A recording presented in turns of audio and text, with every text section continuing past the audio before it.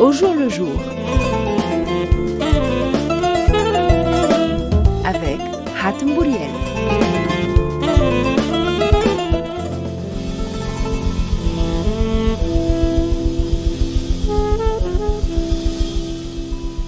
Bonjour à toutes et à tous. J'ai le plaisir de vous retrouver avec la complicité de Nawel Saidi pour ce nouveau numéro d'Au jour le jour. Restez avec nous sur RTCI.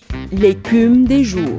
Nous allons parler de bandes dessinées d'hier et de toujours. Vous connaissez tous les revues tunisiennes de bandes dessinées qui ont été créées dans les années 60 et aussi dans les années 80. J'ai nommé la revue Arfen qui était destinée aux enfants et également la revue Qaws Quzah qui a continué ce travail de dessin et également ce travail de vulgarisation culturelle. Il faut dire que Arfen et Qaws Quzah ont pu s'inspirer de deux expériences importantes qui se sont déroulées en Europe entre la Belgique et la France. Il s'agit des revues nommées Tintin et Spirou qui ont inspiré les dessinateurs tunisiens et également inspiré les promoteurs de ces magazines tunisiens. Arfen et Qaws Quzah qui ne paraissent plus aujourd'hui mais qui ont laissé beaucoup de traces dans notre mémoire collective et qui nous renvoient bien évidemment à d'autres revues, celles que je citais il y a un instant, Tintin et Spirou.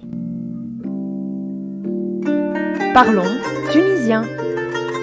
Parlons tunisien et réfléchissons sur le destin du mot cartable. Un cartable pour porter tous les objets dont a besoin un élève en classe, ses livres, ses cahiers, sa trousse, son plumier, et un cartable qui en langue tunisienne a vite fait de prendre non pas le terme haqiba, celui que nous utilisons en langue classique, mais plutôt le terme cartaba qui est directement issu de ce mot français cartable. Donc pour dire cartable, nous disons tout simplement cartaba, c'est un mot qui a été emprunté à la langue française et qui est quasiment prononcé de la même manière. Retenez donc ce mot pour notre chronique en langue tunisienne, cartaba pour dire cartable. Le feuilleton.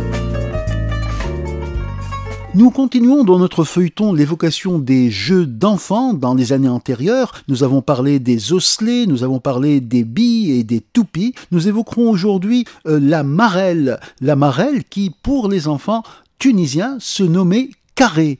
Et ce jeu a quasiment disparu des rues de Tunis où il était très fréquent jusqu'aux années 80 de voir des enfants tracer à la craie toutes les cases dont ils avaient besoin pour jouer et y aller à cloche-pied pour jouer à la marelle que tout le monde appelait carré.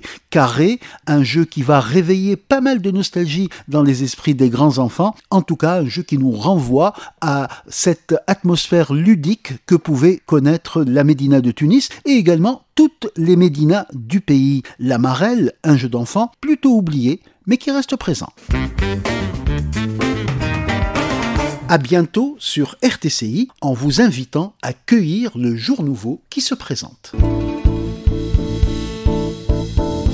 Au jour le jour. Avec Hatem Bouriel.